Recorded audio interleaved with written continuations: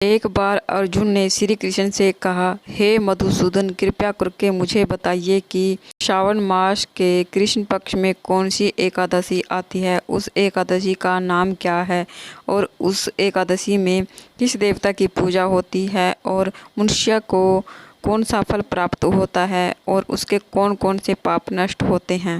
अर्जुन की बात सुनकर भगवान श्री कृष्ण ने कहा, हे अर्जुन, इस एकादशी का वर्णन एक समय ब्रह्मा जी ने नारद जी के पूछने पर उन्हें सुनाया था, जिसे मैं तुम्हें कहता हूँ। इसे ध्यान पूर्वक सुनना। ब्रह्मा जी ने कहा, हे नारद, श्रावण मास के कृष्ण पक्ष की एकादशी का नाम कामिका एकादशी है। इसके महात्म्य को सुनने मात्र से ही अनंत शुभ फलों की प्राप्ति होती है। इस दिन शंकर, चक्रपद्या, गदाधारी भगवान श्री कृष्ण, हरि, विष्णु की, माधव, मधुसूदन आदि नामों से पूजा की जाती है। इस दिन गंगा, काशी और पुष्कर स्नान के फल से भी अधिक विष्णु भगवान के पूजन का फल प्राप्त होता है, जो पुण्य फल सूर्य और चंद्र ग्रहण पर, कुरुक्षेत्र और काशी में स्नान करने से तथा भूमि दान देने से और गोदावरी तथा गंडकी नदी में स्नान करने से प्राप्त होता है, वही फल इस दिन भगवान विष्णु के पूजन करने एवं एकादशी व्रत करने से प्राप्त होता है। श्रावण मास की इस एकादशी के दिन भगवान का पूजन करने से देवता, गंधर्व और सूर्य आदि सब पूजित हो जाते हैं।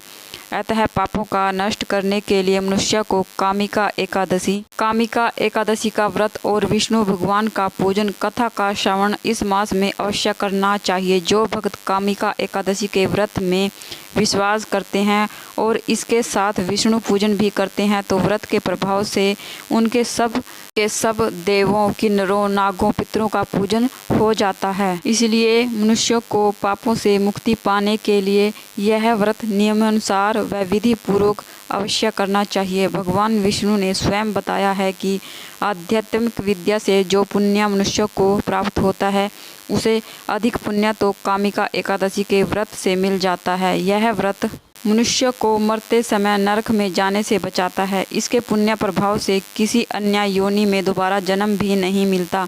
जो व्रती इस एकादशी का व्रत करते हुए भक्ति पूर्वक तुलसी दल विष्णु भगवान को अर्पित करते हैं, वे समस्त पापों से दूर हो जाते हैं।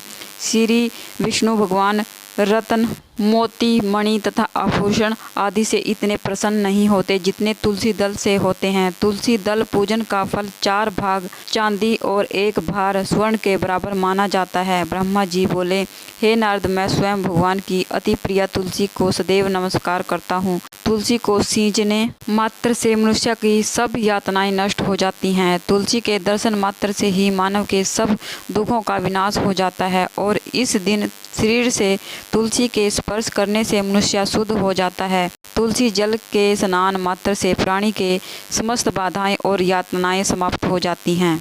जो श्रद्धा पूर्वक भगवान के चरणों में तुलसी अर्पित करता है, वह भवसागर से मुक्त हो जाता है। कामिका एकादशी को रात्रि जागरण करने से व दीपदान करने वाले को अनंत पुण्य फलों की प्राप्ति होती है। कामिका एकादशी व्रत के दिन प्रभु के समक्ष दीपक जलाने वाले के पितर उस दिन स्वर्ग को जाते हैं। उन्हें स्वर्ग जाने पर हजारों दीपों की रोशनी प्राप्त होती है। ब्रह्मा जी कहते हैं कि हे नारद, ब्रह्म हत्या तथा भ्रूण हत्या आदि पापों को नष्ट करने वाले इस कामिका एकादशी का व्रत मनुष्य को यत्न के साथ करना चाहिए। कामिका एकादशी के व्रत महात्म्य को श्रद्धा से पढ़ने या सुनने वाला मनुष्य सब पापों से छूटकर विष्णु लोक को जाता है। अब मैं तुम्हें कामिका एकादशी का वह व्रत कहता हूँ जिसे सुनने से मनुष्य के सभी पापों का हरण होता है। प्राचीन काल में पुष्कर क्षेत्र में एक गांव में एक वीर साहूकार रहता था। एक दिन किसी कारणवश उसकी ब्राह्मण से हाथापाई हो गई और इस दौरान उससे ब्राह्मण की मृत्यु हो गई। अपने हाथों मारे गए उस ब्राह्मण का अंतिम संस्कार उस क्षत्रिय ने करना चाहा, परंतु पंडितों ने उसे अंतिम क्रिया में शामिल होने से मना कर दिया। अब इस प्रकार अनजाने में ही उस ब्राह्मण की हत्या करने से उस साहूकार को बड़ा भारी पाप लगता है और इस प्रकार वह ब्राह्मण ब्रह्मा रक्षक बन जाता है।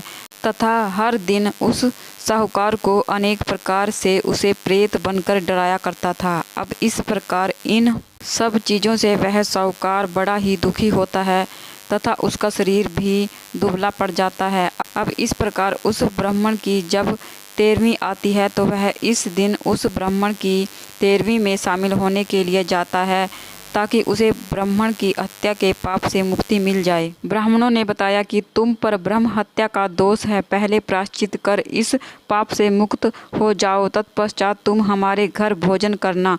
इस प्रकार साहूकार ने पूछा कि इस पाप से मुक्त होने के क्या उपाय हैं, मैं इस ब्रह्म हत्या के पाप से कैसे मुक्त हो सकता हूँ। तब ब्राह्मणों ने बताया कि श्रावण मास के कृष्ण पक्ष की एकादशी के दिन भक्ति भाव से भगवान श्री हरि का व्रत एवं पूजन कर ब्राह्मणों को भोजन करा के स्व दक्षिणा के साथ आशीर्वाद प्राप्त करने से इस पाप से मुक्ति मिलेगी, मृत ब्राह्मण की आत्मा को शांति मिलेगी तथा वह ब्रह्म राक्षस की योनि से मुक्त हो जाएगा। अब पंडितों के बताए हुए तरीके से उस साहूकार ने कामिका एकादशी का व्रत रखा और रात में भगवान श्री हरि विष्णु का जागरण किया और इस रात को साहूकार भगवान की मूर्ति के पास ही सो गया। भगवान विष्णु ने उसके स्वप्ने में दर्शन दिए और उसे उसके पापों से मुक्ति दिलाई। अंत में भगवान ने उसे क्षमा कर दिया। हे नारद, इससे पहले यह कथा महर्षि वशिष्ठ ने राजा दिलीप को सुनाई थी।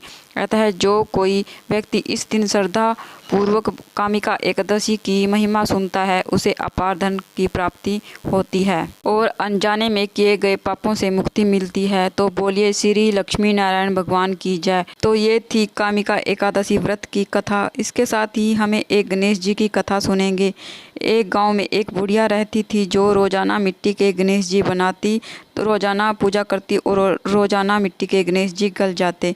बुढ़िया के घर के सामने एक सेठ जी की हवेली बन रही थी। तो बुढ़िया ने सोचा कि कारीगर से एक पत्थर के गणेश जी बनवा लेती हूँ। तो बुढ़िया कारीगर के पास गई, कारीगर भैया मेरे लिए पत्थर के गणेश जी बनवा दो। तब कारीगर ने कहा कि जब तक हम तुम्हारे पत्थर के गणेश जी बनाएंगे जब तक तो हमारी दीवार खड़ी हो जाएगी। तो बुढ़िया को बहुत ही गुस्सा आया। उसने मन ही मन कहा कि तुम्हारी दीवार टेढ़ी हो जाए और कारीगर जब भी दीवार बनाता दीवार टेढ़ी हो जाती। इस प्रकार दीवार बनाते हुए सुबह से शाम हो गई। शाम को सेठ जी भी आए। सेठ जी ने कहा कारीगर आज तो कुछ भी काम नहीं हुआ। तब कारीगर ने सेठ जी को सारी बात बताई। तब सेठ ने कहा कि मुझे बुढ़िया के पास लेकर चलो। तब कारीगर सेठ जी को बुढ़िया के पास लेकर गए। सेठ जी ने बुढ़िया से कहा, बूढ़ी माई हमारी दीवार सीधी करा दो, हम तुम्हें पत्थर के नहीं सोने के गणेश जी बनवा कर देंगे। गणेश जी भी सारी बात सुन रहे थे। तब सेठ जी की दीवार सीधी हो गई और सेठ जी ने बुढ़िया को सोने के गणेश जी बनवा कर दिए। हे गणेश भगवान, जिस प्रकार आपने सेठ जी के साथ की ऐसे किसी के साथ नहीं करना और जिस तरह से आपने बुढ़िया की सभी मनोकामनाओं को पूर्ण किया ऐसे सभी की मनोकामनाओं को पूर्ण करना। कहते सुनते हुकारा भरते हुए जो कोई भी इस कहानी को सुन रहा है उसकी सभी इच्छाओं को पूरी करना। तो इस प्रकार से हमारी कथा पूर्ण होती है। कथा अगर आपको अच्छी लगी है तो कमेंट में राधे राधे ज़रूर से लिखना।